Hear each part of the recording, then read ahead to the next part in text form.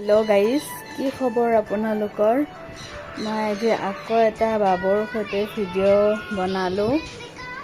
চাওকচোন, ঘৰটো আজি ইমান লেতেৰা কৰিছে।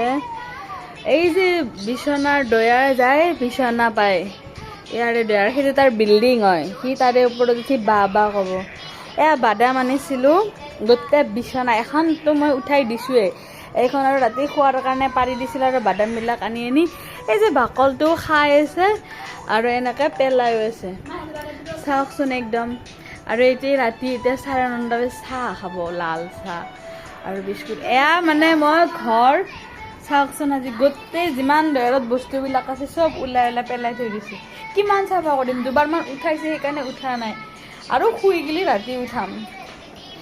পানীলাও কুটবৰ কাৰণে লৈ আহিছিলোঁ, গোটেই পানীলাওবিলাক বাকি দি বাকলিবিলাক চব দলাই দিছে নিজে।